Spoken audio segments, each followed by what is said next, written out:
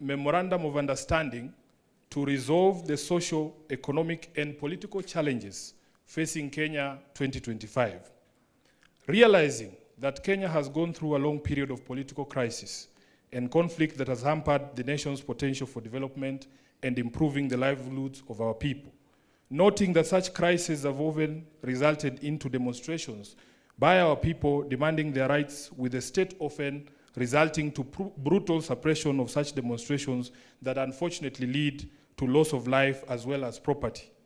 Acknowledging that the nation will not develop without reinforcing democratic governance and the rule of law, conscious that the decay in democratic governance is expressed through skewed allocation of resources, ethnic intolerance, and marginalization, corruption, and noting that devolution, though intended to strengthen democratic governance and development at the grassroots, is systematically undermined and starved of funds.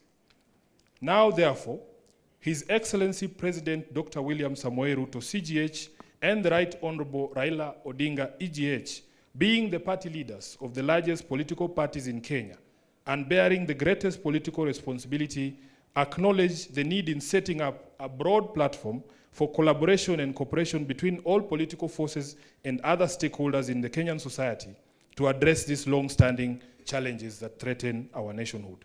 As a first step towards this collaboration, His Excellency President Dr. William Samoei Ruto, CGH, and the Right Honorable Raila Amolo Odinga did set up the National Dialogue Committee in the year 2023 and hereby make this resolution on the initiatives that must be undertaken to instill further confidence in the country.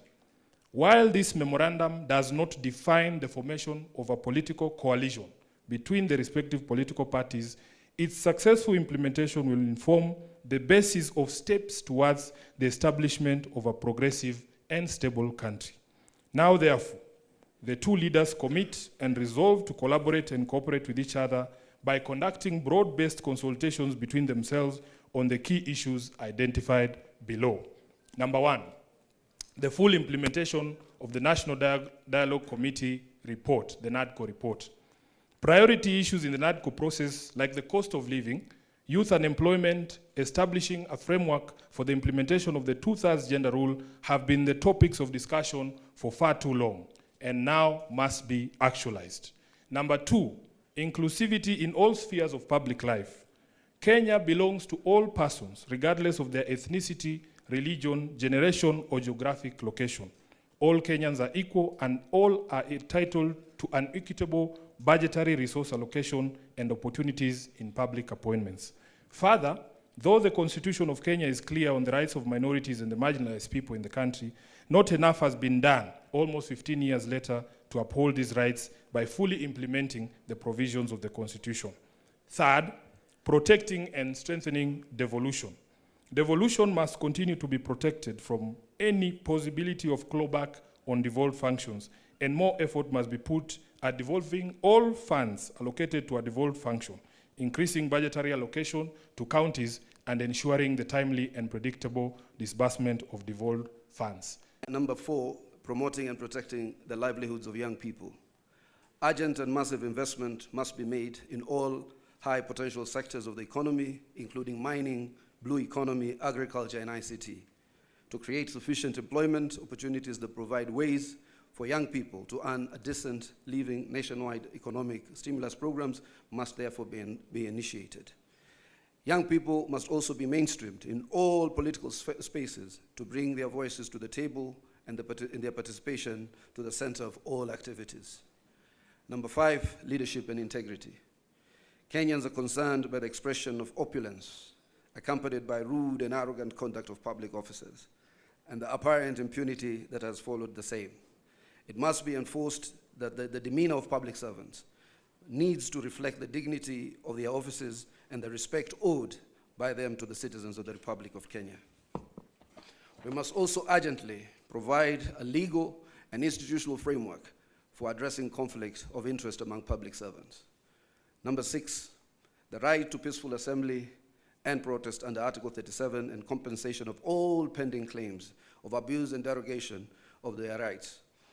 Derogation of the rights to peaceful assembly and protest remains one of the most shameful realities of the excesses of the Kenya's law and order responses since independence. The effort to uphold this right must now involve not just the taking of responsibility by officers who break the law, but also by compensation of the victims of these derogations. An amnesty must be granted to all those who are charged for offenses based on the exercise of their right to peaceful assembly. The National Police Service must update their methods and processes of dealing with demonstrations and assemblies when they are held, and particularly when they have to be managed or contained. 7, the national debt. The urgent audit must be conducted of how much has been borrowed in the past and how it has been used. Going forward, we must stop the ballooning of the national debt and ensure accountability for future borrowing.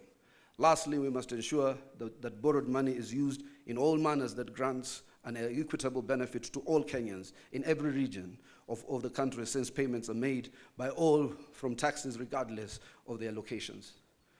Number 8, the fight against corruption. Kenya needs to move from talk to action.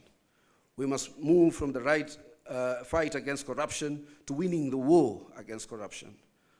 We must enhance the capacity of institutions that enforce accountability, and particularly the offices of the Auditor General, the Controller of Budget, and the Ethics and Anti-Corruption Commission. 9, stopping wastage of public resources and promoting government efficiency. A new ethos of public expenditure in both national and county governments must be inculcated in a manner that promotes austerity, justification, and effectiveness in the use of public resources. Number 10, protecting and promoting the sovereignty of the people, the rule of law, and constitutionalism. The rule of law requires that government and its officers to obey court orders and only challenge the validity of judicial pronouncements through legal processes. The specter of abductions and extrajudicial killings do not bode well for democracy. Suppression of constitutional freedoms, including speech, expression, assembly, and media, must stop. Furthermore, political parties, being key pillars of democratic participation, must be strengthened. The two leaders resolve to respect the identity and integrity of all political parties and to ensure respect and implementation of the provisions of the Political Parties Act. The dialogue and collaboration between the two leaders shall achieve its objectives by A, holding regular consultations on pressing issues of interest to the people of Kenya and exchanging expertise and information on best practices in the governance of the Republic of Kenya, and the two leaders shall deploy their political infrastructure to examine the above matters and any other issues requiring their attention, and shall engage necessary expertise that will assist them in addressing the matters arising. Signed, His Excellency Dr. William Samoei Ruto, CGH, Party Leader of the UDA, and also to be signed by His Excellency the Right Honorable Raila Odinga, EGH, Party Leader of the Orange Democratic Movement.